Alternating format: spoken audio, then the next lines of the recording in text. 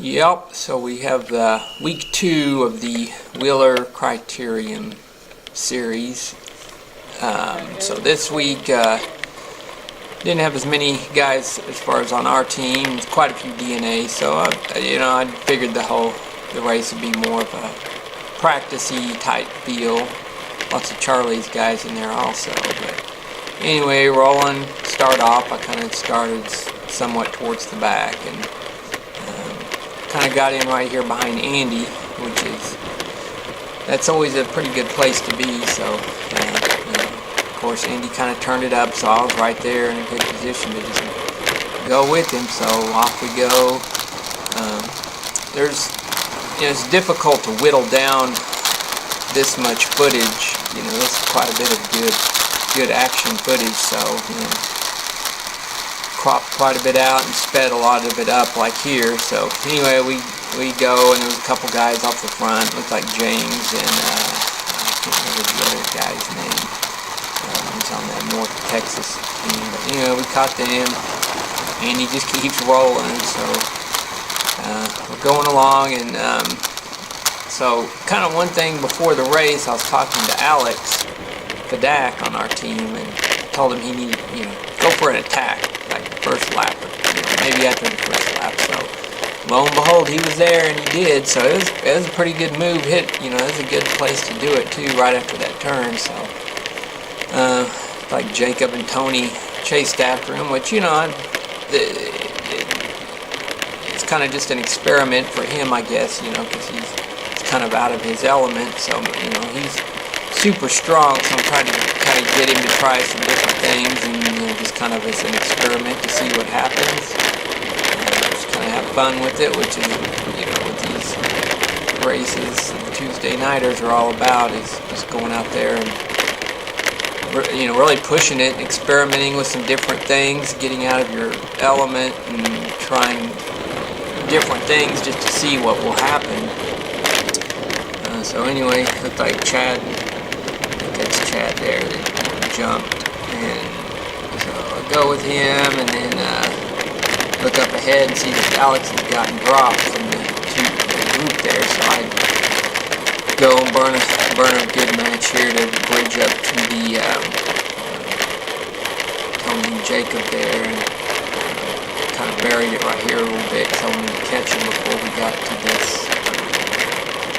Pretty close to right after this first turn, because kind of have a tail crosswind on this section, and the wind was kind of coming out of the east, sort of east-southeast. So you hit this point right here, and it's kind of probably the hardest part, especially if you're in the wind. If you're on somebody's wheel, this was by far the easiest part of the course to recover and things like that. But if you're in the wind, it's by far the hardest part, I would say. If you're pushing it or whatever. So we're going. I didn't pull through here. I just let Tony go, and Jacob pull through. Go through. So just trying to kind of recover at this point. Kind of one little eventful thing that happened here. So we're kind of rolling along. I'm looking back, to kind of see what the situation is. He's flicking his elbow, and kind of right there, Paul Pappen got into my, his front wheel got into my back wheel, and it lost probably 10 spokes or so. So that was, a little action there early on, second or third lap. But I think I sped it up just a little there, so that's probably 5 laps in. So kind of just fast forwarding through here. This is, I think at this point we've got an initial kind of group of about 9 guys maybe. This is kind of my lone attack. I noticed I had a little gap here, so put in a little dig and kind of fast forward through here. I put my hands down and they got in the way. So that was about it as far as attack wise for me. Everything else, effort wise, I did was just basically trying to bridge up the stuff or chasing stuff down or whatever, trying to go and make it hard, which it was. I didn't really realize, I edited out quite a bit of this section here and sped it up, but it was probably about a good solid 10 to 15 minutes of you know, our little group of, I don't know, 9 or 10 guys that had kind of separated, I guess. I wasn't paying a ton of attention as far as what was going on behind me, so it was hard to say, but I'm sure it was some carnage and strung out, because it was pretty tough with the little group we had here, and it eventually whittled down to, you know, I guess 7 guys at the end that were left on the lead lap. But, you know, we're just rolling along, kind of beating each other up through here. You know, I was basically in survival mode, just trying to get on a wheel and stay in the mix, basically. I wasn't really in a position to ride super aggressive here, but anyway, you know, we just rolled along. Not, you know, it's kind of self-explanatory to see what's happening. This video sped up, I think, 2 times here, so yeah, there was a little group that sort of got away here, and Andy, good old Andy, pulled me back in the mix again, so we, you know, kind of are all together, and you can start to see, you know, we're putting guys a lap down, and so you know, it's the DNA guys, they had, you know, definitely had numbers, and, you know, they were pretty cool about it. They, you know, it wasn't like a, well, let's go and just, you know, dominate this race. And just, you know, they could have easily, if they wanted to, you know, systematically just taken me and Drummond out of there if they wanted to, but, you know, it was, the goal was just to go out there and, you know, really kill it. You know, it's kind of, I seem like we kind of changed the mentality as far as from last year. You know, it's, I think the focus is just trying to get everybody faster and, you know, have a good time. So it seemed like kind of the goal is to try to make it up into the, you know, everybody's going to go really hard, so the goal is kind of to try to make it up into the group that survives at the end, you know, after punching yourself in the face several times, kind of see who's left. And you know, it's not so much a team, you know, keep, you know, rock and roll attacking, you know, one guy over and over until he gets eliminated, basically. Everybody goes up there and kills it. But, you know, eventually, you know, start to get tired, and kind of basically the, I guess the winning move comes here shortly, where you know, we're all kind of just rolling along, and you know, Evan basically just, he didn't necessarily really attack. He just kind of rolls through and, you know, gets a gap opened up, yeah, right here's where it went down. He kind of just took off, didn't attack really hard, but, you know, Chris basically was about the only guy that had it to go with him. You know, I put it in regular time here, regular speed, and, you know, you can kind of see everybody's looking around at each other, and, you know, I felt like I probably could have gone up with him, but it, you know, I may have been popped pretty shortly after that, you know, because I was hanging on by a thread here. So I think this is kind of fast forward to, you know, basically it came down to there was a group of those two.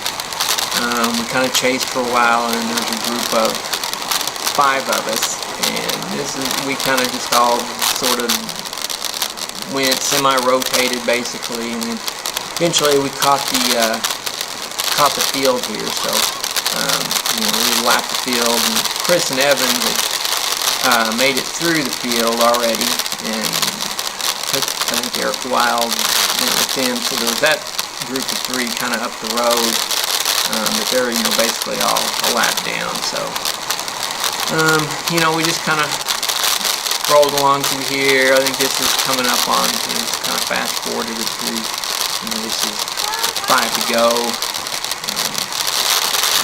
Storms rolling in, so kind of the cloud formations as we went along. You know, I didn't even notice it racing, but you look at the video and it's pretty cool storm clouds up there in the distance there. So yeah, we start gradually going here. It starts getting ramped up. Almost caught a wheel right there. close proximity is a good place to get that, close proximity riding and cornering technique down. And, rolling through the last bit here.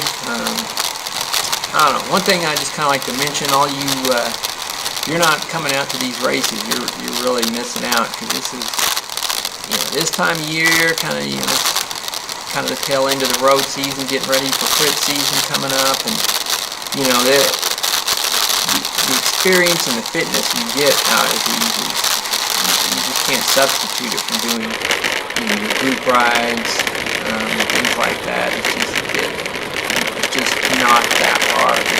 These races out here, and especially you Cat 3s, you guys need to come out. These, I know that every other week it's a 3-4 race, but when it's a 1-2-3 race, props to all the 3s that showed up. But in my opinion, there's not enough. Definitely be more fun with more 3s out there.